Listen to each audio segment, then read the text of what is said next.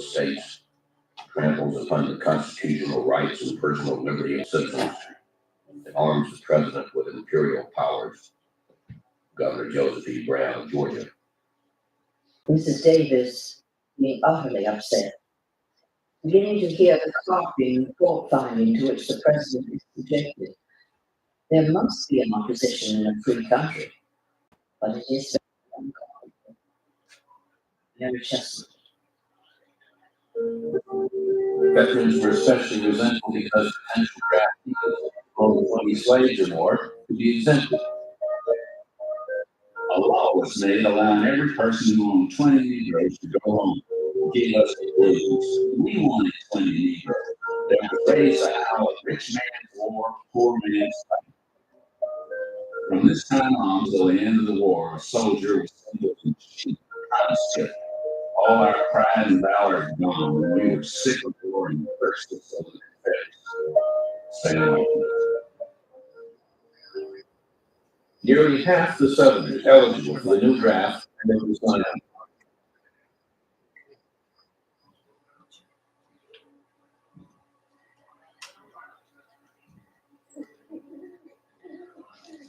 April 21st, 16 days have now been spent in this way. Our grand army has again come to a halt. Under the dry pine leaves where we encamp, the great succession army of Vortex have won. You are so happy as not to find half a dozen of you villainous us sticking in your flesh every morning. Chaplain and Stewart. The firing from the Confederate lines was a little constant. They over 10 to 12 artillery shots each day. A number of them collected a huge balloon which was from General John's headquarters.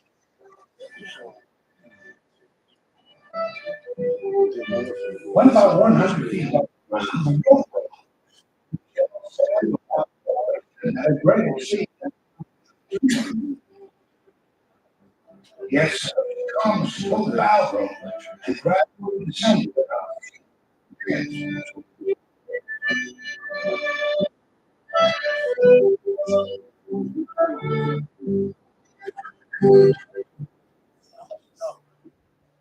Excellent General George McClellan's huge army sat in front of the fort for almost a month. It rained 2 out of every 3 days. Hundreds. I feel that the fate of the nation depends on me. But I have one single preference in government. George McClellan. McClellan had moved more than 90 federal guns to Yorktown by May 3rd. Some so massive that it took 100 horses to haul them up the long, hastily constructed highway called corduroy roads. McClellan finally decided to act, carefully planning passage on the market for May 5th. But on the night of the 3rd, General Magruder's Confederate battery suddenly missed their fire. McClellan braced for an attack. But the next morning, the Confederates vanished. It certainly did. Just like that.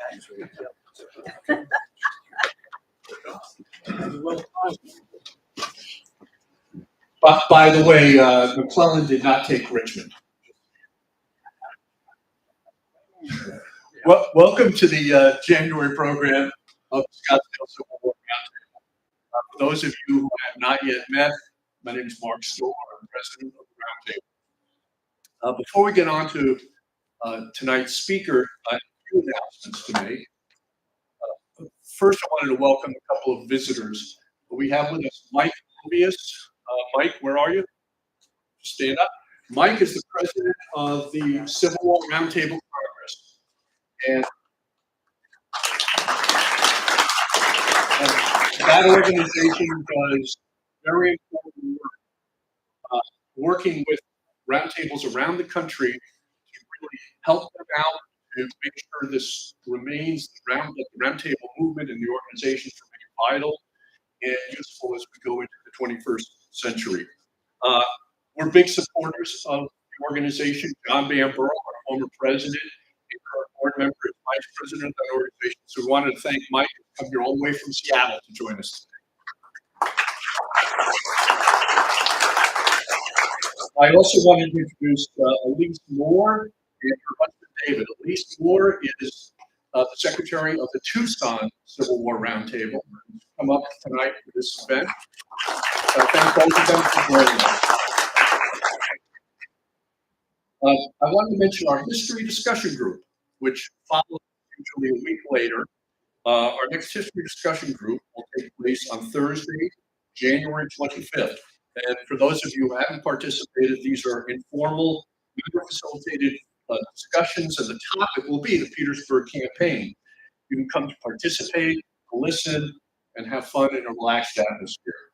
The meeting starts at 6:30 and takes place at Panera Bread at the intersection of Scottsdale Road and Indian School Road, where they've given us a room to ourselves. I'll be sending out a notice in constant contact with everybody, but they're very enjoyable sessions, very informal. One thing I'd like to mention was that in February, we're going to bring a blind auction. You may notice that there is a Don Troiani print when you walked in, and there's also Confederate Paragon's, a series of those also framed. One of our members, Ken Anderson, has donated those, so I'll be putting a notice in the February shot about it, but we're running a blind auction for people who are interested in having those two items, and that'll be at the February meeting. Tonight is the second annual celebration of the lives of Ed Myers, who passed in 2020 at the age of 97. We celebrate Ed because of his work with the National Park Service, as a preservationist, historian, and as an indefatigable and memorable tour guide. A man blessed with endless energy and enthusiasm for his life's work. Our roundtable was honored because for 20 years, Ed came here every January, with his last appearance being in 2019. He always drew the largest crowds for every season, and he played a key role in helping us grow to the organization that we are today. We're now one of the largest roundtables in the country. How many of you, by the way, were on tours with Ed or saw him here? So, good many. Well, so years ago, Reader's Digest carried a monthly feature called My Most Unforgettable Character, where readers wrote in with vignettes about people they'd known. And for anybody who encountered Ed Bars, he is certainly in that category of the most unforgettable characters you'll ever encounter. He's a source of endless stories and anecdotes. So before I introduce our speaker, I'll tell one of mine. The last tour I did with Ed was at Petersburg, which is appropriate given our topic for tonight. It was as it always seemed when I did a tour with Ed, that it was a hot and humid summer day. We were in the area of the crater near the end of the day, and all of us in the group were tired, except Ed, who was 92 at the time. He just marched steadily ahead as we came behind him, just wearing down. Finally, he stopped, turned around, looked with disgust at us, marked, "Strike before we shot." We quickened our pace. And that's one of many Ed stories. Everybody's encountered has. Tonight's speaker will address leaders and leadership in Petersburg. The campaign, which began in mid-June of 1864 and stretching into early 1865, proved to be the longest operation of the Civil War, lasting 219 days. An operation which, with its combination of numerous battles, long siege, was unique in that conflict. Its length and complexity tested every soldier and presented the leaders of both armies with continuing challenges. A.Wilson Greene has written extensively on the Civil War in general and the Petersburg campaign in particular. Will has been a National Park Service interpretive ranger at both Pennsylvania National Military Park and Petersburg National Battlefield.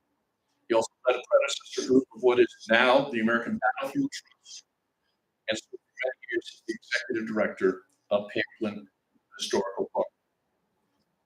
His recent book, Campaign of Giants, is the first 3 volumes of the Petersburg.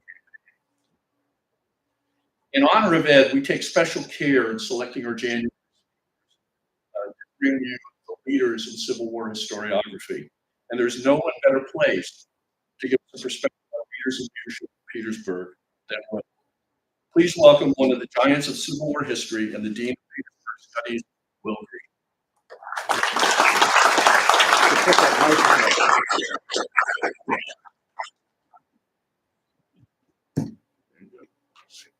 Thank you, Mark. Okay. Well, thank you very much, Mark. Is my projecting okay? Great. Well, it's good to be back here in Scottsdale. I was telling Sherry that my family really lived in Scottsdale. All my family lived here in Scottsdale. So I'm familiar with this, and I'm pleased to be at one of the largest roundtables in the country, especially pleased to be here honoring Ed Bars. And I thank David Ward for inviting me. David, if you're watching, you said you might be. Thanks for inviting me. Mark asked me to talk a little bit about Ed.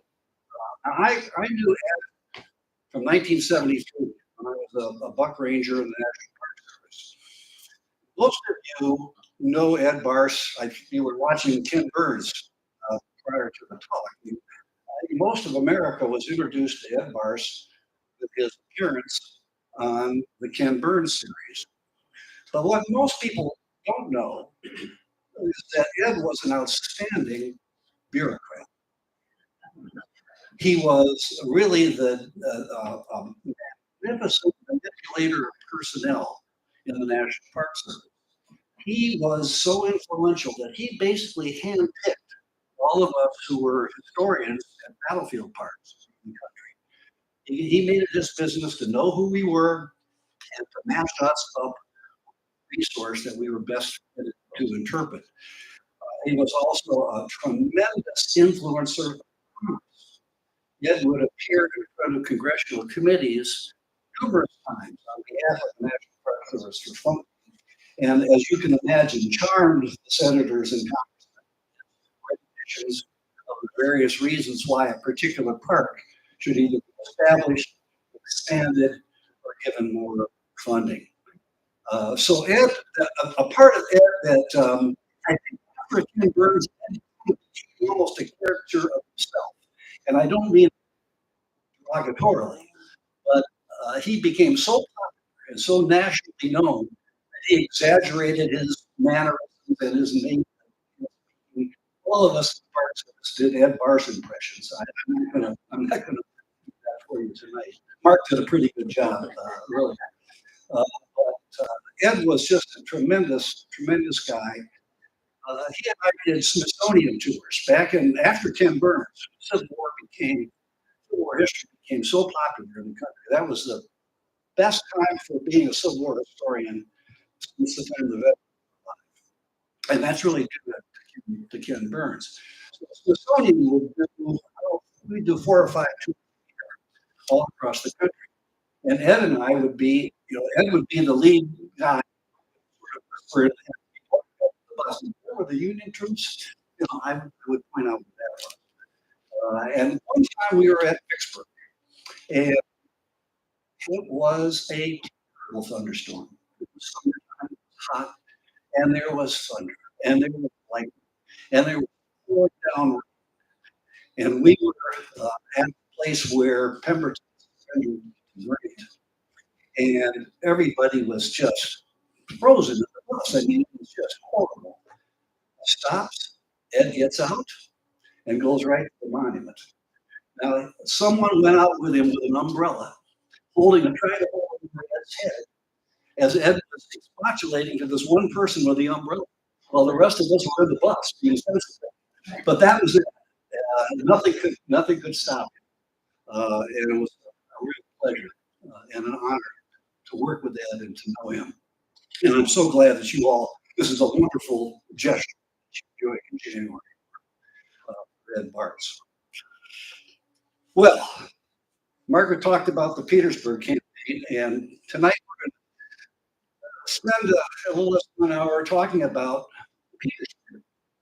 Now, when I mention Petersburg, most of you will have a vision of maybe the Battle of the Crater, Battle of Five Forks, and then Appomattox. Most general histories of Petersburg now just skim over, as Mark said, that 292-day long campaign. It's not, there hasn't been a whole lot written about it, and lots of the battlefields are not preserved. You know, there's a correlation, fair or unfair, between what you can visit and the perception of significance. Places that are lost, so you can't visit, people tend to downgrade in terms of what its significance is. And that's been one of Petersburg's problems as well. But more apt for tonight, I think one of the reasons that Petersburg is not all that well known is because lots of the famous generals that we read about are no longer around. There's no Stonewall Jackson. There's no Jeb Stuart. There's no John Reynolds. There's no John Buford. All these people are gone. And so the cast of characters at Petersburg is largely unknown, especially at the division. So tonight I'm going to try to do two things. I'm going to talk a little bit about, give you a broad view of leadership at Petersburg on both sides, and also share with you a little bit about the people that were the leaders, particularly in the words of folks who knew them as contemporaries. Now let's see if the historian can manipulate. Now, I'm not going to talk a lot about the Petersburg campaign per se. Mark mentioned the S word, and I never use the S word when it comes to Petersburg. You probably know it as the Siege of Petersburg. Everybody calls it the Siege of Petersburg. It was not a siege. Siege can be defined in two ways. Siege can be defined as an army being encircled by an opposing army. That's Petersburg. It can be defined by techniques, siege techniques. That never happened in Petersburg either. It was a campaign, and it was a campaign that was incredibly complex. This map indicates some of the battles that occurred between June and December. But as Mark said, the battle at Petersburg started on June 15th, 1864, and finished on April 3rd, 1865, 192 days. It involved 9 major Union offensives, 3 Confederate offensives, 2 huge cavalry raids, 78 named battles, and involved 70,000 casualties, with more than 200,000 soldiers engaged in the campaign. This is why it's going to take me 26 years to write a 3 because it's a remarkably complex story. Now, a little bit about the armies at Petersburg. There were 2 Union armies engaged in the campaign. Of course, the Army of the Potomac under George B. and the Army of the James, led by Benjamin. There were 3 Confederate armies that began the campaign. The Army of Northern Virginia with Robert Lee, but there was the Department of North Carolina and Southern Virginia, commanded by P.T. and the Department of Richmond, commanded by Richard Ewell. Now, Ulysses S. Grant was the general-in-chief, commanded all Union armies, including the 2 that were at Petersburg. The Confederates had no equivalent of Grant. There was not a general-in-chief Confederate army until February of 1865. But once the armies reached Petersburg, the Confederate government gave General Lee the authority to give orders to Beauregard and Ewell. But Lee was always very careful to treat those officers as department members, in essence. So, how about army organization? The Army of the Potomac, the Army of the James, and the Army of Northern Virginia were all divided into army corps. The Army of the Potomac had 4 infantry corps and a cavalry corps, 2nd, 5th, 6th, and 9th infantry corps, and a cavalry corps. The Army of the James had 2 infantry corps, 10th and the 18th. But in late December of 64, The 10th and 18th Corps were abolished and replaced by an all-white 24th Army Corps and an all-black 25th Army Corps. It had only a division of cavalry. The Army of Northern Virginia has 3 infantry corps and a cavalry corps, 1st, 2nd, and 3rd Corps, and a cavalry corps. The Department of North Carolina and Southern Virginia has just 2 infantry divisions and a brigade of cavalry. And the Department of Richmond was primarily composed of second-tier soldiers and men serving in heavy artillery units that were responsible for the 6 fortifications north of the James River. And as I said, there were more than 200,000 soldiers. They wrote lots of letters. And I will tell you that I have a bibliography for this project that is 475 pages long. That's the bibliography. It is a tremendous amount of material in this complicated story. So, with that background, let's get into some of the leaders at Petersburg. And maybe we'll start with the commander of the Army of the James in 1864, Benjamin Franklin Butler. Butler was 45 years old, a Massachusetts lawyer, and a Democrat politician who, as a delegate to the Democrat Presidential Convention in 18, voted 57 consecutive times to nominate Jefferson Davis as President of the United States. As a militia officer, however, he was one of the first to bring troops toward Washington. And as a reward for that, he was named the senior volunteer major general in the Union Army. He was sent to Fort Monroe at the tip of the Virginia Peninsula, where he became famous for refusing to return runaway slaves, which he called contraband of war. And it gave Fort Monroe the nickname of the Fortress of Freedom. Butler became infamous for his administration of captured New Orleans in 1862.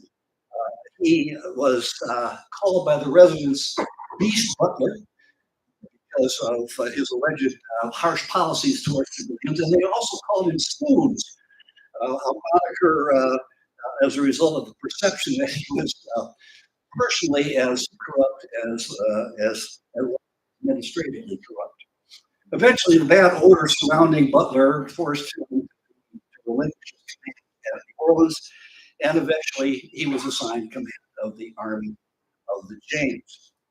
He failed to reach Richmond in May of 1864 during the Lincoln campaign, and it was his troops who made the first attack at Petersburg. One of the prisoners that he captured during those early attacks was a citizen soldier named Anthony Keeley, who left a vivid description of Butler that I will share with you.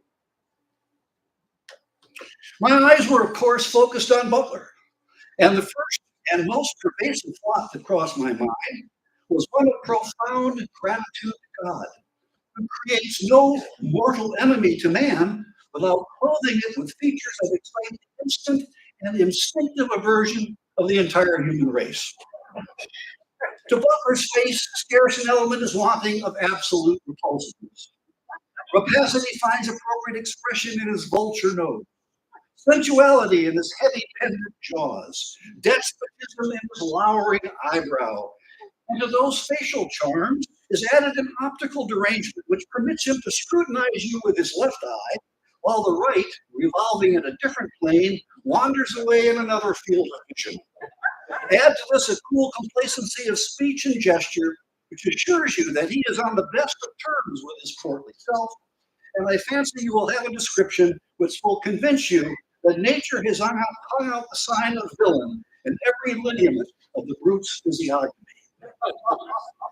Now, another observer wrote, "We hold here the hideous front of hell's blackest imp, the grand high priest of pandemonium, the unclean, perjured, false-hearted product of Massachusetts civilization, the meanest thief, the dirtiest knave God ever gave breath to, total depravity personified that baggy-faced fruit of perdition, Beast Butler."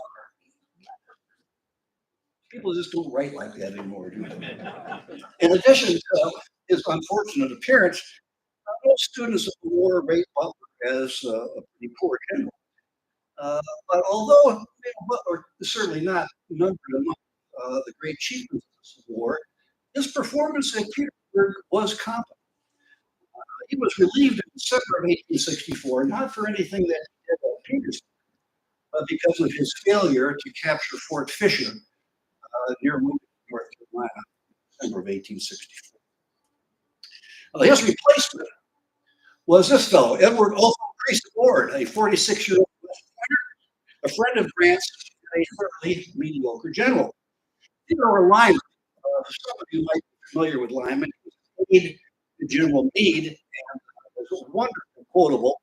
Described Ward as a tall man with bushy eyebrows and a nervous manner who looked like an Irishman about to tell a funny story. The soldier's nickname was Old Alphabet. Now, among the corps commanders of the Army of the James, the most colorful was William Farrar Willie Smith. Smith was a Vermonter, a West Point graduate, and a career Army officer who came to Grant's attention while serving as chief engineer of the Army of the Cumberland at Chattanooga. And he was one of the few officers that Grant brought with him east when Grant became general in chief. The historian Bruce Catton wrote that Smith was a professional soldier who had nearly all the qualities needed for success, except the sense of the value of time and the ability to get along with his superior officers. He had a sharp and never bothered to control them. He hated his boss, Ben Butler. And once asked Grant, his face, how he said, quote, how you can place a man in command of two army corps who is helpless as a child on the field of battle and as visionary as an opium leader in council. Now, Grant knew that either Smith or Butler had to go, and it was as Theodore Lyman quipped, thus did Smith the Bald try the Machiavelli against Butler the Cross-Eyed, and got floored in the first duel. Now, the commander of the 10th Corps was David G. Birney, who had something of a checkered career as a division commander in the 2nd Corps. He was twice brought up on charges of dereliction of duty and twice exonerated. Now, the soldiers didn't exactly consider him a striking figure. A soldier in the 17th Maine allowed that he reminds me of a graven image and could act as a bust for his own tomb. He utterly destitute of color. As for his countenance, it is as expressionless as much cheese. The soldier in the 10th Connecticut was more blunt. I do not think he wrote, to be plain, I think he is a puke. Now, the soldiers of the 10th Corps were relieved of their unpopular commander, and he died in October 1864 of malaria.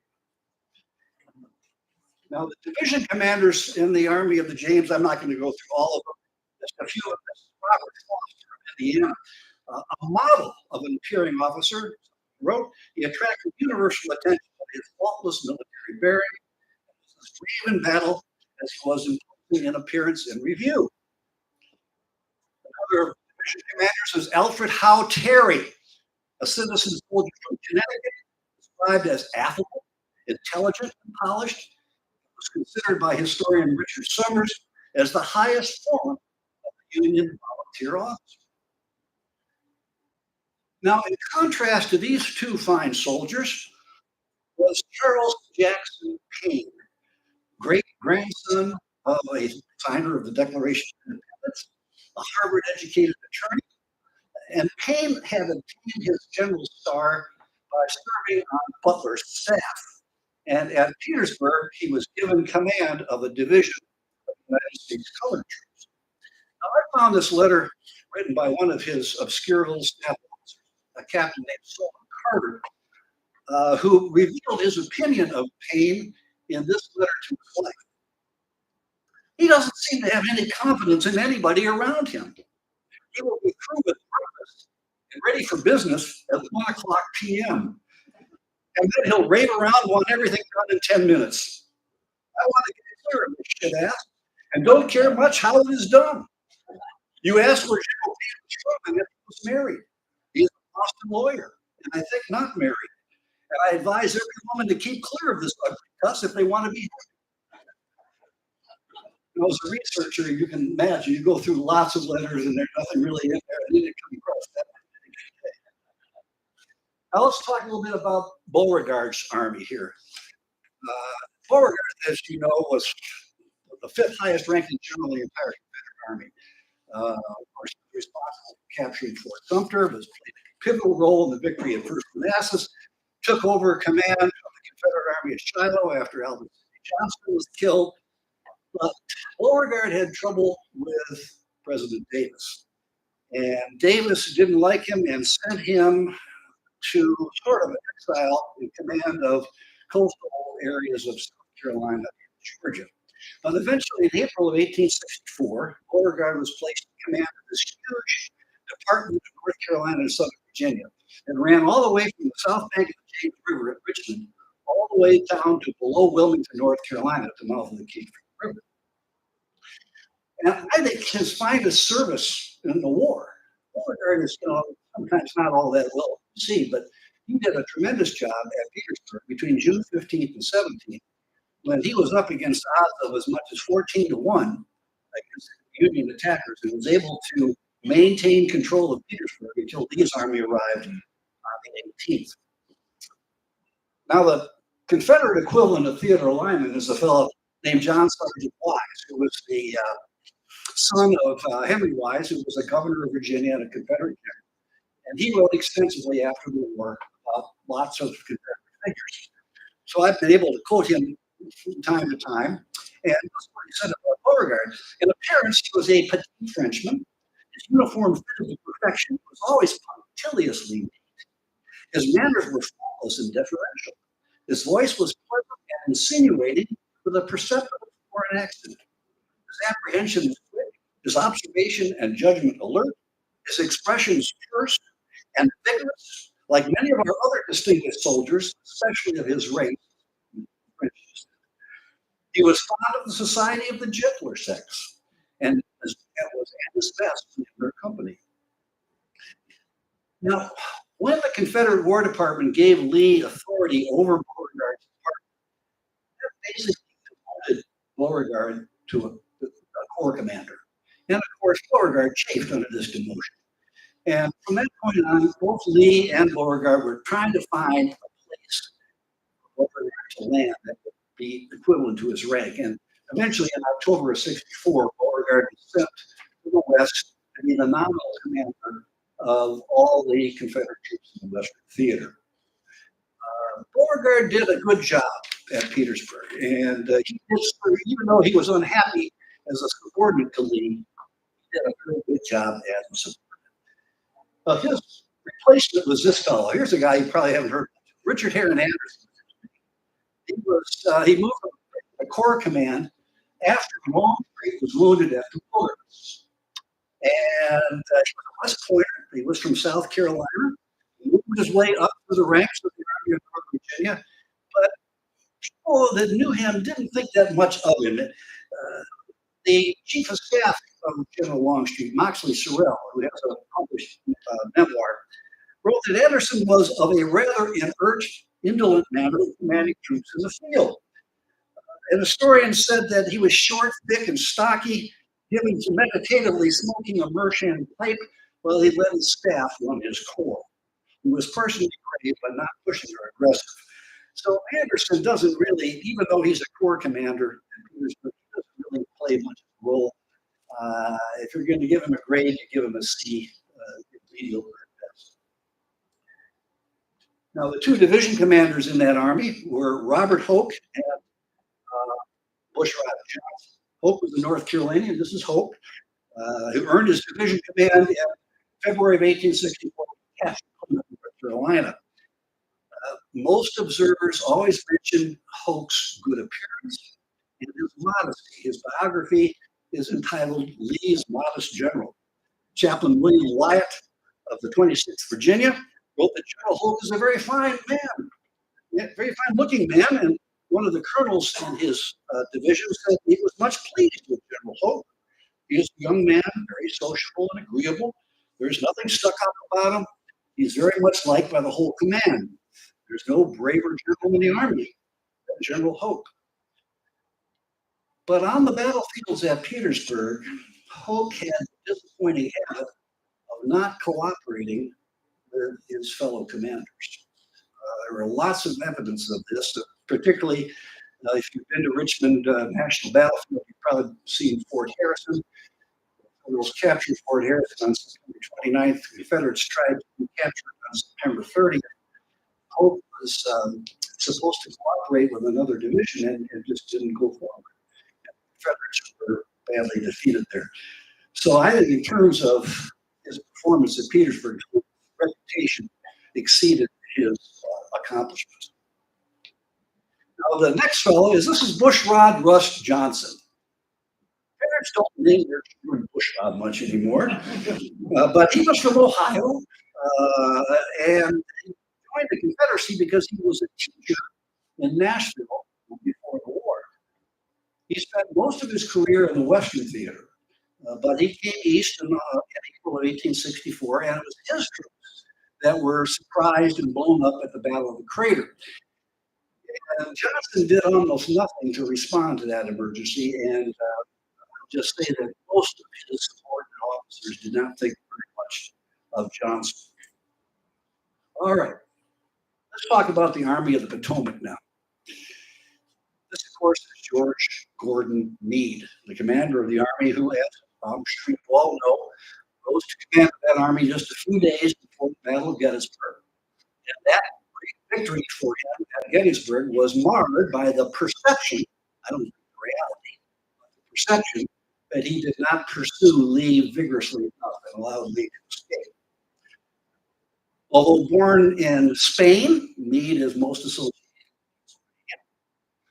A staff officer named Frank Haskell, who also served in the artillery, described the 48-year-old Meade as a tall, spare man with full beard, his hair quite thickly sprinkled with gray, has a Romanish face, very large nose, and large white forehead, prominent and wide over the eyes, which are full and large, and sometimes he wears spectacles. Now, when Grant arrived in the East to take command of all Union armies, Meade offered to resign because Grant was going to take his post in the field, not in Washington, as his predecessors had done.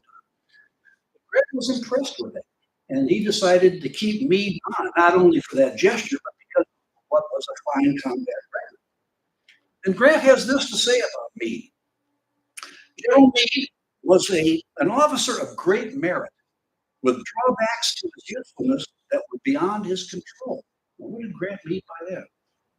He was subordinate to his superiors to the extent that he could execute an order which changed his own plans with the same zeal he would have displayed if the plan had been his own. He was brave and conscientious and commanded the respect of everyone who knew him. He was, unfortunately, of a temper that would get beyond his control at times and make him speak to officers of high rank in the most offensive manner. In spite of this defect, he was most valuable officer and deserves a high place in the annals of his country. Now, indeed, Meade's temper was his Achilles heel. Theodore Lyman wrote that Meade is of a perverse nature. When he gets in a disagreeable place, he is apt to stay there. I think he likes to have officers who are prone to comfort to feel decidedly uncomfortable. He is a slasher and cuts up people without much mercy. It is praised not to be pitched into by the Great Peppery, which was the nickname behind Meade's back that his staff called him. But he's very kind to me. But Lyman says, I watch him as one would a big trout on a small hook.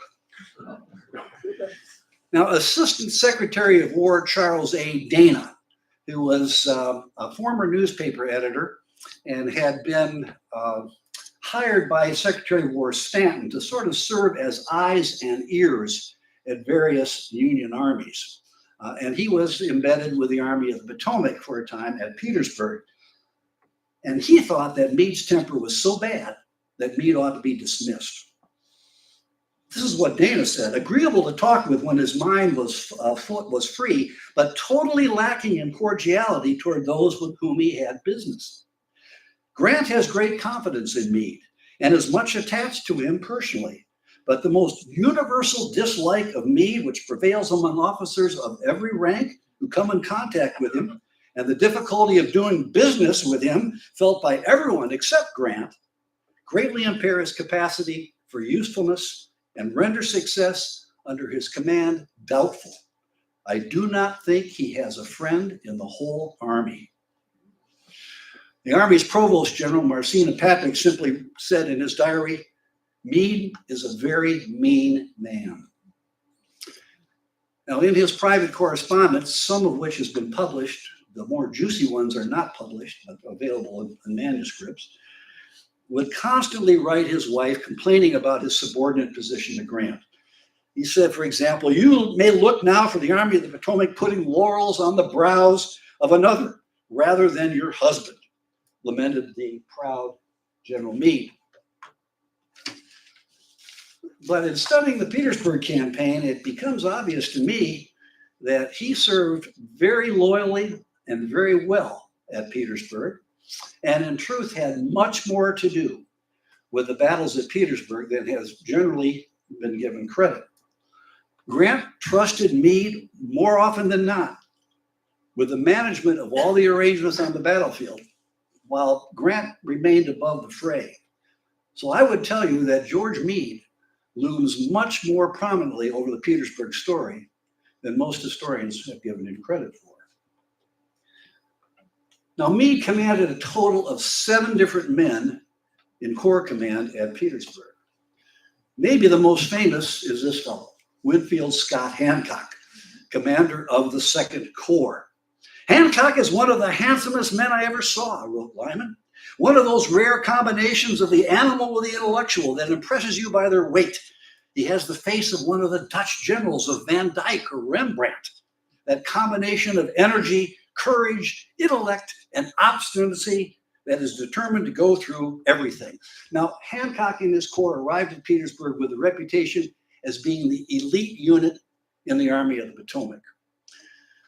But a series of tremendous casualties in the battles leading to Petersburg, and Hancock's own disability stemming from his wound at Gettysburg, which frequently rendered him unable to take the field, generally sapped the energy of the 2nd Corps. For example, the 2nd Corps lost 2,700 men captured at the Battle of Jerusalem Plank Road in June. There's a battle I bet you've never heard of. 2,700 men captured, plus killed and wounded.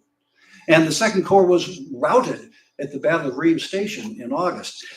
And Hancock's health finally gave out in November, and he resigned from his command and went to command veteran troops at that point.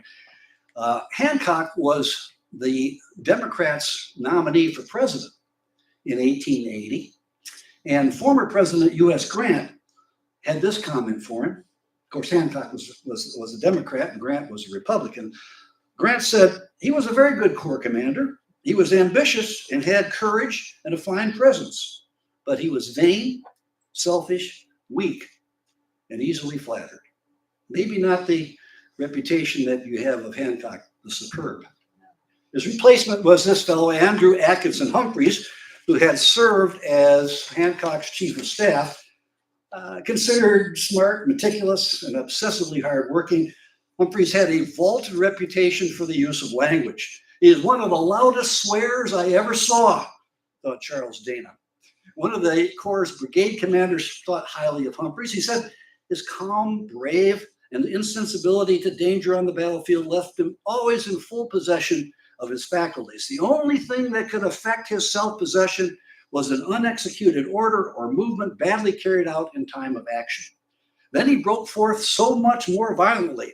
To give vent to it, the general had recourse to flaming outbreaks in which all the vigor, known or unknown, of the English language burst forth like a bomb.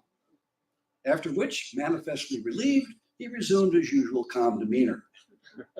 Humphreys performed very well in the battles around Petersburg in 1865, and is rated really as a pretty darn good general, maybe one you haven't heard much of. Here's a fellow I bet you do know. There's the commander of the 5th Corps, Gouverneur Kemble Warren, who came to the nation's attention on July 2nd, 1863 on Little Round Top, when serving as the chief engineer of the Army of the Potomac. He warned the Army of an impending Confederate flank attack. Warren had talents, was widely admired by the men of his command, but soon found himself on the outs, not only with the irascible Meade, but also with Grant. A newspaper correspondent named Sylvanus Cadwallader wrote that Warren forfeited the high estimation in which Grant once held him. He was egotistical. His caution was excessive. His distrust of everyone's judgment, which ran counter to his own, was universal. Now, at the Battle of Five Forks on April 1st, 1865, Warren acted on some bad intelligence and missed the point of the Confederate line that he was supposed to attack, only to rectify his mistake later in the battle and perform very well. But nevertheless, the Union commander on the field, Philip Sheridan, fired him on the spot. And Warren would spend the rest of his life trying to get exonerated, which he eventually was by court of inquiry in 1880. Warren did not deserve to be fired at Five Forks, and that's a subject that's probably worth a whole talk on its own. But by the way that he acted prior to that, by always questioning the orders of his subordinates, always hesitating to make assaults when he was ordered to attack, he kind of dug his own grave. And so in that regard, it was almost inevitable that Warren would have to go. His replacement was a fellow named Charles Griffin, described as always cool, quiet, and precise. Now, the 6th Corps was led by this fellow, Horatio G. Wright. Now, the 6th Corps was sent to the Shenandoah Valley in July of 1864 and didn't come back to Petersburg until December. Wright had taken command of the Corps in May after his predecessor, John Sedgwick, was killed at the Battle of Spotsylvania. Wright, after enunciating the most famous last words of the Civil War, "They couldn't hit an elephant at this distance." Now, Wright was, I would say, sort of a mediocre Corps commander. One of his staff officers said that he was a well-tempered and temperate man, not at all deficient in physical courage, but when responsibilities came on him, he took to drink. Now, Wright was the commander of the decisive battle at Petersburg, the breakthrough on April 2nd, 1865. So, I'd give Wright a B- as a commander. Now, the last of the infantry corps, the 9th Corps, was led by another fellow that you know, Ambrose Burnside. Burnside had once led the entire Army of the Potomac, but of course, he led them to the disastrous battle at Fredericksburg and the Mud March in early 1863. Now, I heard some chuckles in the audience, and you're looking at one of the 2 historians in the country probably who don't think that Burnside was that bad a general. I'm not saying he was a great general, but I think, especially at Petersburg, his status as an outsider in the Army of the Potomac. The 9th Corps, as you might remember, after Fredericksburg had been sent west and then came back east in April of 64 and was not even part of the Army of the Potomac until after the battle at North Anna in late May of 64. Now, it was Burnside's troops that were responsible for the fighting on July 30th at the famous Battle of the Crater. And that's another talk. I think I actually gave that on Zoom a couple of years ago for you all. Burnside handled that organization of that explosion perfectly, with one exception. He allowed the most incompetent division commander in the Army of the Potomac to lead the attack. This fellow was James Ledlie, described by one of his staff officers as a good soul, but a very weak man, and no more fit to command a division than half the privates under him. Now, Burnside had wanted the Black Division in his corps to lead the assault, but Meade and Grant vetoed that. They didn't want to use the Blacks. They didn't trust the Blacks, and they thought that if things had gone south, they would be blamed for sacrificing the Black troops with political liability. Right or wrong, they said, you got to pick one of your other divisions to lead the assault. And instead of picking one of his two competent division commanders, he left the decision up to chance. None of the other division commanders volunteered for this very dangerous mission. And so Burnside had them draw straws. And the man who drew the short straw was Ledlie. He was one of the, talking about, well, Ledlie was a drunk. He was a coward. He spent the Battle of the Crater drinking rum in a field hospital situation behind the lines while his troops were being slaughtered. It was a disaster. Now, Burnside was much beloved by his troops. And you have to give some credit to, if the men who knew him most respected him, you have to respect their judgment at least to a certain extent. One of his brigade commanders said that he was one of the noblest and best of men. No other general in the Union Army so completely won the deep and sincere love and admiration of the men under his immediate command. Even his mistakes were made by his large hardness, his lack of self-appreciation, and his overconfidence in others whom he believed to be as honest as himself. So poor Burnside was sent home to await orders that never came, and his replacement was his chief of staff, John Grubb Park, a handsome man with a very kindly and sensible countenance, thought Lyman. He was one of the purest and sweetest faces I ever saw, and yet not wanting in manhood. Everybody likes him, and he has first-rate ability as an officer, and he was a competent fellow, John Grubb Park. Now, for most of the Petersburg campaign, the cavalry of the Army of the Potomac was in the Shenandoah Valley, with the exception of one division led by this fellow, David McMurtry Gregg. Now, David Gregg is one of the best cavalry officers in the Civil War. He resigned from his command for reasons that we still don't know why. And he is not very well known. There's not a lot written about him. He doesn't have a lot of papers. But I will tell you, this fellow was a fantastic cavalry commander. But who's the most famous cavalry commander in the Army of the Potomac at Petersburg? Bill Sheridan. Sheridan was only 31 years old. And someone described him as a small, broad-shouldered, squat man with forehead of no promise and hair so short that it looked like a coat of black paint. Headstrong, egotistical, unforgiving of perceived mistakes, Sheridan was, as a soldier in the 8th Michigan wrote, a raging lion on the battlefield. There was but one of two motives paramount in his mind, and that was death or victory. Our newspaper friend Cadwalader believed that probably no living soldier was more terrible in battle than Sheridan. With the first smell of powder, he became a blazing meteor, a pillar of fire to guard his hosts. I think it is no exaggeration to say that America never produced his equal for inspiring an army with courage and leading them into battle. If you know anything about Phil Sheridan, you wouldn't want your sister to marry him. He was not a particularly likable fellow. But in terms of evaluating his generalship, I think he deserves the usual position that historians rate him as only behind Grant and Sherman as the great captains of the Union cause. All right, let's turn to the Army of Northern Virginia now.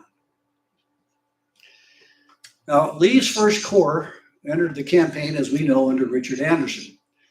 But in October, James Longstreet returned to the field after recovering from his wound at the Wilderness. Well, Longstreet was born in South Carolina, but is mostly associated with Georgia. He spent most of his time in Augusta. He attended West Point with Sherman and Grant and served in Mexico and made a career out of the Army until he resigned his commission at the outbreak of the war. When the Confederate Congress created corps in the fall of 1862, General Lee nominated Longstreet as the ranking lieutenant general in the Army and the commander of his first corps. Now, Longstreet was a fighter, but he had disagreements with Lee, particularly at Gettysburg, and that has colored people's perception of Longstreet ever since. When he came back to the field, he was physically impaired. His arm was almost useless, the one that was wounded at the Wilderness. And so Lee assigned him responsibility for the troops north of the James River, which was one of the most quiet sectors of the Petersburg campaign, where Longstreet really didn't have much opportunity for either glory or for failure. A Confederate staff officer named Francis Dawson wrote that the reputation that Longstreet had as a fighting man was unquestionably deserved. And when in action, there was no lack of energy or quickness of perception. But he was somewhat sluggish by nature. And I saw nothing in him at the time to make me believe that his capacity went beyond being able to conduct a square fight. A better officer to execute a prescribed movement and make such variations in it as the exigencies of battle required would be hard to find. But he needed always a superior mind to plan the campaign and fix the order of battle. Longstreet was a soldier and nothing else. Now, for more than a century after the war, Longstreet's reputation suffered in the South because he committed three cardinal sins. He became a Republican, he became a Roman Catholic, and he criticized Robert E. Lee in print.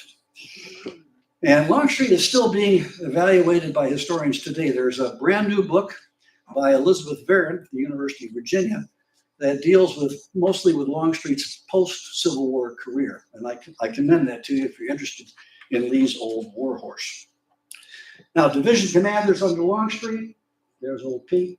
This is Cadmus Marcellus Wilcox, a competent combat officer.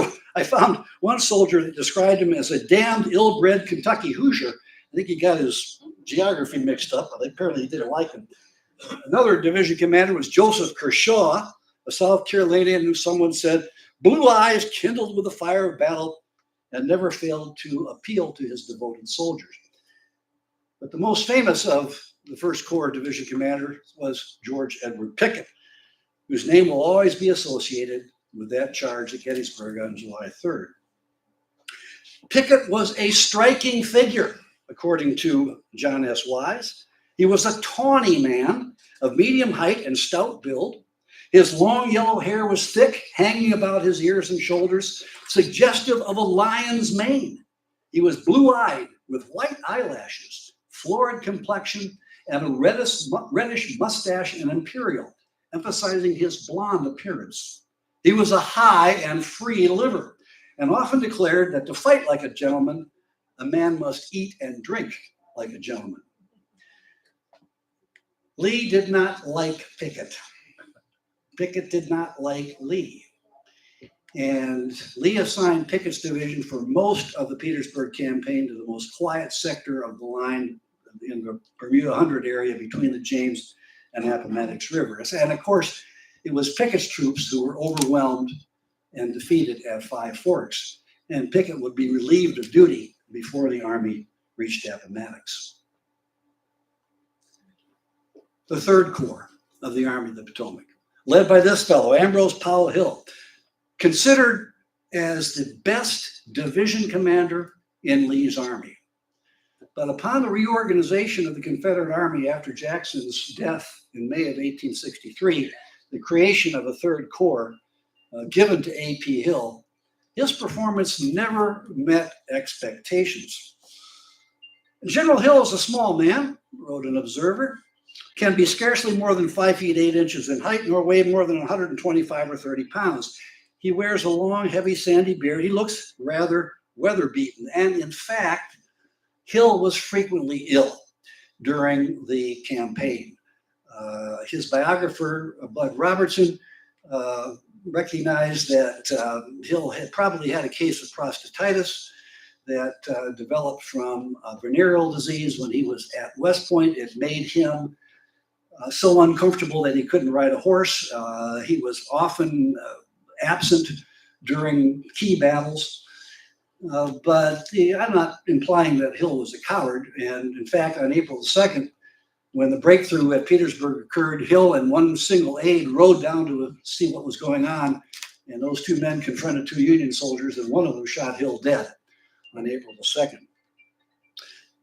Hill's personal impact on the Petersburg campaign is less evident than the performance of his corps, which was often led in Hill's absence by this fellow. This is William Mahone, and no Confederate officer at Petersburg was responsible for tactical victories more than Mahone. In June at the Jerusalem Plank Road, in July at the Crater, in August at the Weldon Railroad, in October at Burgess Mill, it was Mahone's division that became the shock troops of the Army of Northern Virginia, who made these devastating counterattacks. He was described by one man as cool, courageous, and able, and was by nature fitted for generalship as few men are, and none knew this better than the men of his command. Wherever he led or placed them, they always felt moral certainty that they were being properly led or placed either to inflict the most damage on the enemy or to have the enemy inflict the least damage on them. Now, his dress was unusual, sometimes topped off by a large straw Panama hat. He was short and slight. When his wife learned of a flesh wound he had received, her retort was, "Now I know it was serious, for William has no flesh." In camp, he kept his own cows and hens, which furnished a diet to ease a troubled stomach. A Georgia artillerist, in a letter that I found at the Georgia Historical Society, said that Mahone is a small man, talks very fine, and is ugly enough to scare any set of men that did not know him. He is very sociable and will talk with a private as quick as he would a general. He is much liked by his men. Mahone was by far the best division commander in Lee's army at Petersburg. Now, Hill's other division commanders were Cadmus Marcellus Wilcox, there on the left, and Henry Heath on the right. Heath was a small man, social and humorous, and allegedly the only officer in Lee's army that called General Lee by his first name. Wilcox was a North Carolinian, frequently in the thick of fighting at Petersburg, and he acquitted himself quite well. Now, as I mentioned, the Second Corps was led by Jubal Early.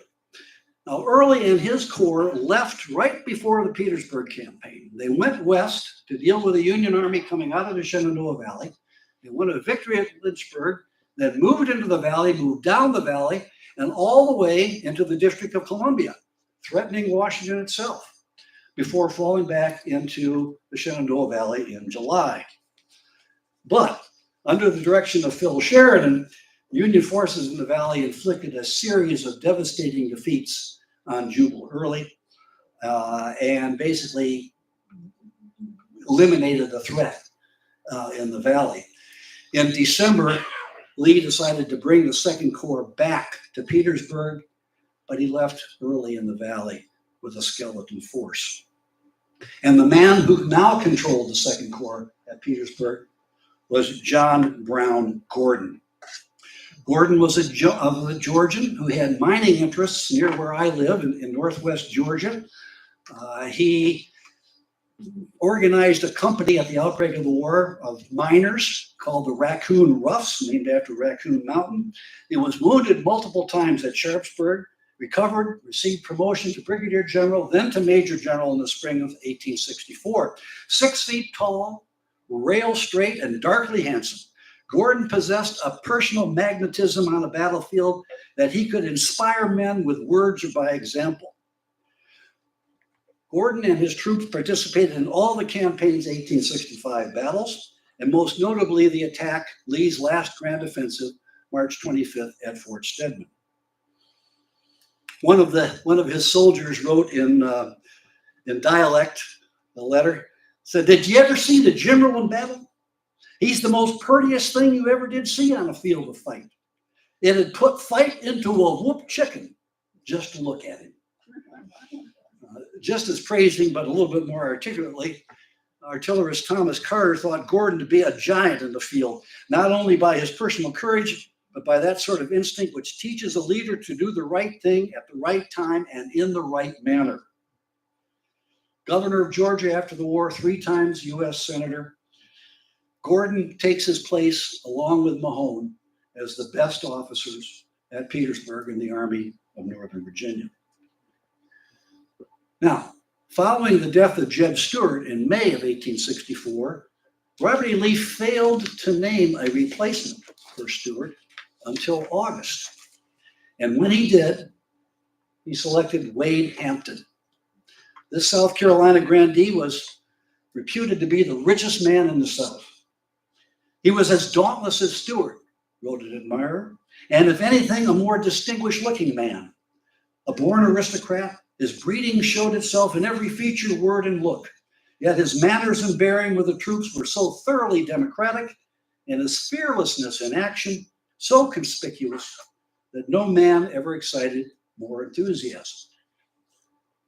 Now, aided by his division commanders, Fitzhugh Lee, Rooney Lee, and Tom Rosser, the outmanned Confederate cavalry maintained its sterling reputation at Petersburg, despite drastic deficits in manpower, horseflesh, and weaponry. Well, this at last brings us to our 2 major antagonists at Petersburg, Robert E. Lee and this fellow Ulysses S. Grant. I think we're all familiar with Grant's background: West Point training, a washout in the Army due to drinking and loneliness, a series of failed civilian pursuits, an appointment at the outbreak of the war to command a rowdy Illinois regiment. Grant's career had its ups and downs. Some of you were looking at the Ken Burns film prior to the meeting here that talked about Grant being blamed for surprise at Shiloh and wanting to resign from command. Then he was able to take command of the Army of the Tennessee, win great victory at the Vicksburg campaign, liberate the siege of Chattanooga in the fall of 1863, and of course, being named in March of 1864, General-in-Chief of all Union armies. Now, when Grant arrived in Virginia, he didn't make a very good first impression. One observer said, in point of appearance, General Grant sadly disappoints expectations. He probably does not exceed 5 feet 6 inches in height. Nor does his figure or demeanor compensate for this defect. He maintains a dogged and stolid look of abstraction. His head is small, his ears large and projecting. Oops. Now, Joshua Chamberlain may have captured the essence of Grant's generalship on his way to Petersburg. He was like Thor the Hammerer, wrote Chamberlain, striking blow after blow, intent on his purpose to beat his way through. Now, Grant's movement from Cold Harbor to the James River in June of 1864, the outset of the Petersburg campaign, is one of the most brilliant logistical maneuvers of the entire Civil War. Yet, when he gets to the James, he fails to inform all of the soldiers that were responsible for his attack of his battle plan, and so he failed to capture the city on June 15th, which he certainly should have been able to do. The Second Petersburg Offensive in June was an unrealistic attempt to reach the South Side Railroad, and of course in July, he had the disastrous Battle of the Crater and defeats on the north side of the James River. So he's off to a bad start at Petersburg. But at that point, he begins to change his strategy. And instead of making frontal assaults, he is going to target all of the transportation and communication routes into Petersburg, moving from east to west, one at a time, taking rear roads and wagon roads to cut Lee off. And it is those maneuvers that lead to these major battles that most people haven't really heard much of. Meade wrote of Grant, his great characteristic was indomitable energy and a great tenacity of purpose. Now, he was not a particularly inspiring leader, say in the mold of a McClellan or Lee. General Grant was not perhaps what might be called a popular hero among the men, and I am certain that he did not aspire to that role. Charles Dana thought that he was not an original thinker or a brilliant man, but sincere, thoughtful, deep, and gifted with courage that never faltered. In sum, Grant was off to a bad start at Petersburg, but he adapted, and I think his greatest strength was his ability to manage his boss, Abraham Lincoln, a feat that was fumbled by so many of his predecessors. And that gave him the long leash that he needed to continue this very long, drawn-out campaign that eventually led to victory. And of course, the man that he triumphed over was Robert E. Lee. You all know Robert E. Lee, born in 1807 on the northern neck of Virginia, son of Light Horse Harry Lee, Revolutionary War hero and a dissolute fellow in his personal life. He graduated from West Point without a single demerit, served with distinction in the Mexican War, and became the superintendent of the military academy at West Point. At the outbreak of the war, he was offered command of the army defending Washington, but declined in favor of serving the Confederacy, or more accurately, his native Virginia. During the first year of the war, Lee had command assignments in Western Virginia and on the coasts of Georgia and South Carolina. And he was not very successful in either of those roles. So he was sent back to Richmond in the spring of 1862 as the military advisor to Jefferson Davis. But when Joe Johnston was wounded at the Battle of Fair Oaks or Seven Pines in late May of 1862, Davis sent Lee out to command the army. And from that point on, his record as the Army commander is legendary. Defeating McClellan during the 7 Days battles and saving Richmond, moving north and fighting a drawn battle at Sharpsburg, defeating Union armies in consecutive battles at Fredericksburg and at Chancellorsville, and then failing in his second raid into the north at the Battle of Gettysburg. I think his performance against Grant during the Overland Campaign, battles of Wilderness, Spotsylvania, North End, and Cold Harbor, were his greatest achievements as a general, because he was fighting with all of his corps commanders either killed or disabled. Chaplain Wyatt thought that General Lee is a fine-looking man, looked to be about 55 or 60, has a heavy gray beard, wears it in full and a clear eye. A judge about 190 or 200 pounds, about 5'11", and well-proportioned. John Sergeant Wise agreed with Wyatt's assessment of Lee's appearance. I have no hesitation in saying that Robert E. Lee was incomparably the greatest looking man I ever saw, and added that every man in the Army believed that Robert E. Lee was the greatest man alive. Now, performance at Petersburg, Grant no doubt stole a march on Lee, moving from Cold Harbor to the James. But once Lee understood what Grant was up to, he responded well, was able to preserve Petersburg. But at that point, his inclination for the offensive was satisfied by Jubal Early's offensive in the valley. At Petersburg, he was always on the defensive. Every time that Grant would make a flanking movement, let's say that the podium is the end of the Union lines, Grant had enough surplus men over Lee's strength to be able to take a corps, or sometimes more than an entire corps, and move it around the Confederate line. So what Lee would do would they send Mahone usually down the aisle right here between the flankers and the main Union line. And in that way, Lee was able to arrest the progress of the Union flank attacks, but he was too weak to drive them back. And as a result of each of those offensives, the Union line would expand to where Lee had did his counterattack. And the Confederate line would have to expand accordingly. And eventually, Lee's line became so attenuated that it broke. The chief of hospitals at Petersburg, a fellow named J.H. Claiborne, summed up Lee's role nicely. No man on this continent now fills so large and important a role to so many people. I verily believe under God, our whole cause is in his hands. And if he goes down, the hope of the nation is extinct. The people and the government unite on him only.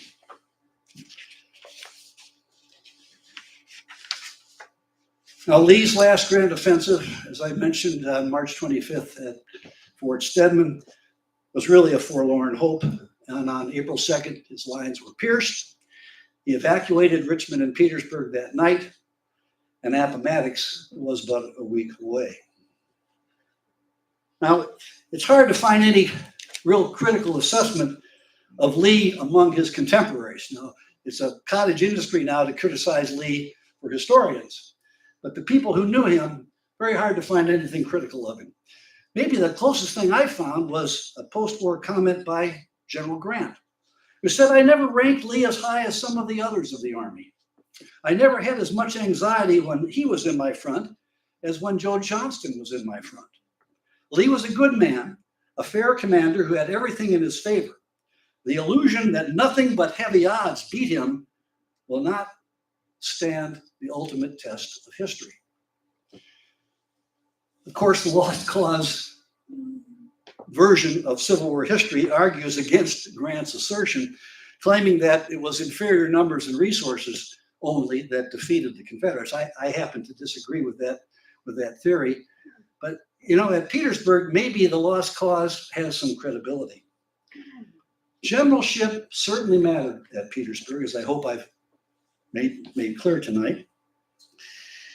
But it's difficult to imagine a different outcome at Petersburg, given the disparity of military capacity between the two antagonists and the political will, not in generalship, good or bad, but in the re-election of Abraham Lincoln, and Lincoln's confidence in Grant was the deciding factor at Petersburg. Thanks so much for your attention.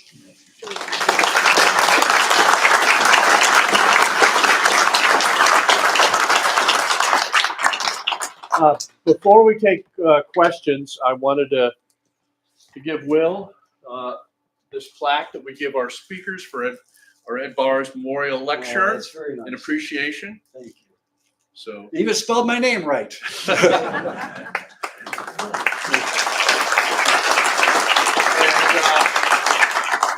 we will take some questions.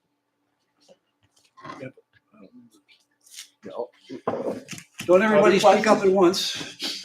Yes. When are your books coming out?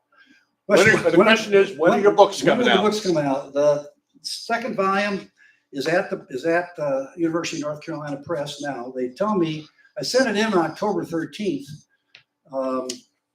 I don't know if you all know how academic presses work, but here's the process of getting a book published with an academic press. You send in the manuscript, then the press sends it to two or three anonymous readers.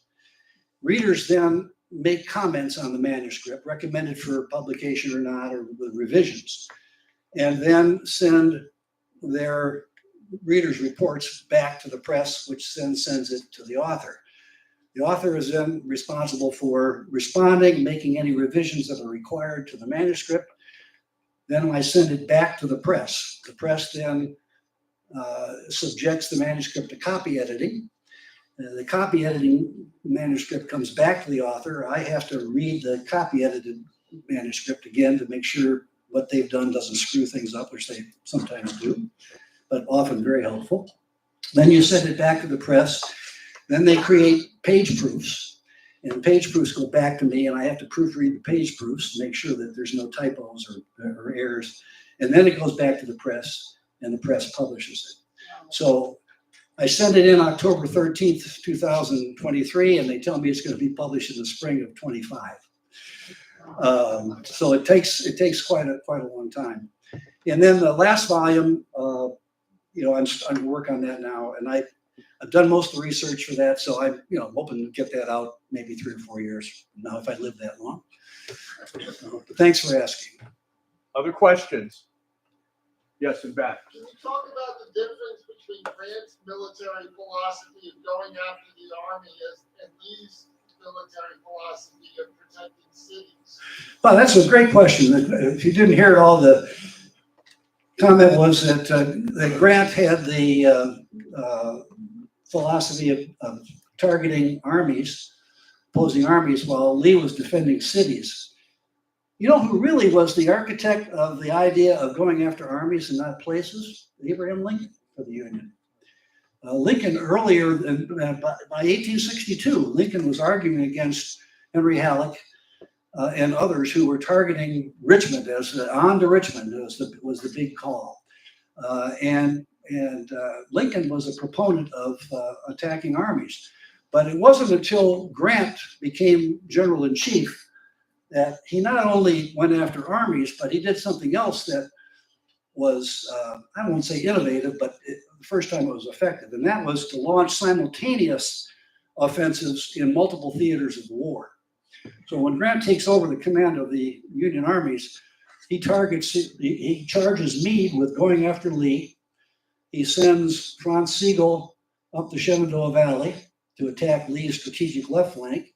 He sends Butler down to the peninsula to move up the James River and threaten the strategic right flank of the Confederate Army. He has Sherman going after Johnston in Georgia, and he wanted General Banks to go after Mobile, Alabama on the Gulf Coast. So that was an innovation for Grant, getting all of the armies to move forward at the same time. Now, I'm not sure that I agree with the premise of your question that Lee was dedicated to defending cities. Lee was an offensive-minded general, and I think we could talk, we're not going to, but we could talk for a long time about how Lee's predilection for the offensive got him into some trouble from time to time. In 1864, he really had no option but to defend Richmond and Petersburg. Petersburg's significance, as some of you know, was 23 miles south of Richmond, second largest city in Virginia, seventh largest city in the Confederacy. The only large city in the Confederacy that never got big after the Civil War, and was the transportation nexus for supplying Lee's army, as well as the 100,000 civilians living in Richmond and the 20,000 civilians living in Petersburg. So to capture Petersburg, is in essence capturing Richmond, because you're going to cut off all the supplies. Only one railroad came to Richmond that didn't go into Petersburg first. So Lee really didn't have a choice but to defend Richmond and Petersburg, because to lose those capitals, he would lose supplies, and an army just not like a board game. An army just can't move around the board without supply lines, and that's why Lee was pinned down at Richmond and Petersburg. And one of the things that, now this wasn't conscious on Grant's part. I'm not suggesting at all that Grant was just buying time at Petersburg, but it did have the advantage of preventing Lee from sending elements of his army to other parts of the war. If you recall, in 1863, what won the Battle of Chickamauga? Yeah, someone said Longstreet being detached from the Army of Northern Virginia to go to Georgia and fight with Bragg's army. Grant was constantly concerned that Lee would detach troops to the Shenandoah Valley to reinforce Early. And so one of Grant's byproducts of his campaign around Petersburg was to prevent Lee from detaching troops to other theaters of the war. So while Grant was conducting this rather limited series of battles, limited in terms of geography, only moving 3 or 4 miles at a time, it was Sherman and Sheridan who were conducting mobile campaigns that destroyed the Confederate resources in other theaters of the war. I think we had another question. Yes. A couple of years ago, I read a very vague reference about Longstreet being very innovative in creating these trenches around Petersburg. But I've seen nothing else about them. Can you tell us something about Well, you're half right. Longstreet was the first Confederate field commander to dig field fortifications in a mobile situation, and he did it at Fredericksburg in 1862. Up until that time, think about the battles prior to Fredericksburg. You know, there aren't trenches, there aren't fortifications. You know, First Manassas, of course, nothing. Shiloh, they used, you know, the sunken road and places like that, but there were no field fortifications there. Same with Second Manassas. Same with Sharpsburg. Whatever defenses that the armies had were natural, sunken roads, fence lines, things like that. But at Fredericksburg, Longstreet was the first to build fortifications. And if you go to Fredericksburg Battlefield today, you drive along the tour road, which is called Lee Drive, and you'll see Confederate fortifications there. That's all Longstreet's men who dug those fortifications. No innovations at Petersburg. The field fortifications reached their zenith at Petersburg. Tremendous. I mean, the lines were 40 miles long, 40 miles long. In some cases, double lines of trenches. 29 major federal forts built at Petersburg. And there's a very interesting book by Earl Hess called Field Fortifications.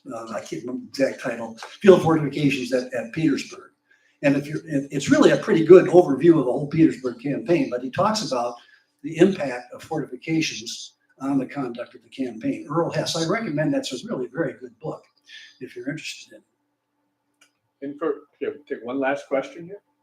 I have just a basic question. Why was Lee there in the first place? He had an entire country bigger than Western Europe, rivers, mountains, eminently defensible.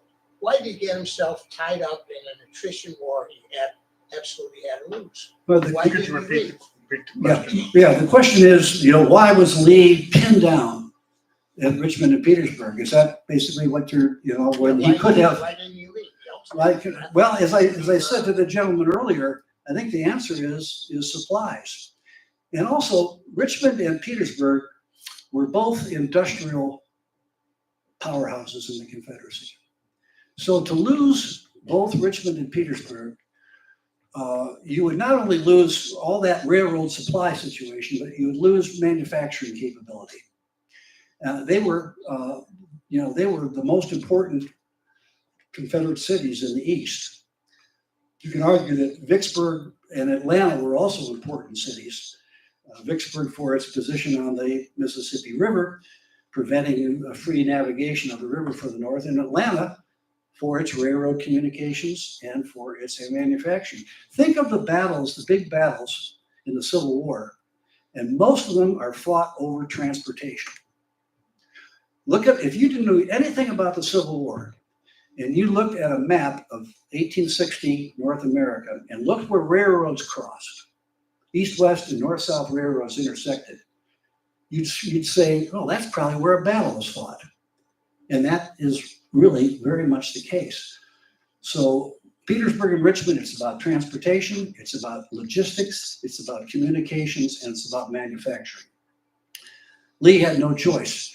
And to be blunt about it, he also was responsible to the commander-in-chief of Confederate armies, who was Jefferson Davis. And Jefferson Davis said, you will defend Richmond and Petersburg. But I don't think that, Lee didn't argue with that. I mean, Lee understood he had to do that. I would like to thank our speaker and thank you all for coming. By the way, for our members who've joined this year, we have a number of bags outside with names on it if you haven't picked them up, but you have a tote bag from the Civil War Roundtable, so you can pick them up. Thank you all for coming. Thank you. Mark, can you re-award the plaques? Yeah. Just like Iwo Jima, raise the flag again. Yeah. The photographer was. Don't look too closely at this. Yeah. Thanks for having to send it back. It's called January law. Thank you. Get over this way. Okay, we'll do it.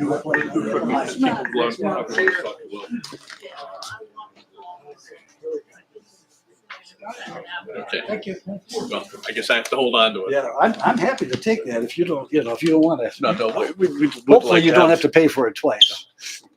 What part of North Carolina? I live in actually southeast Tennessee, just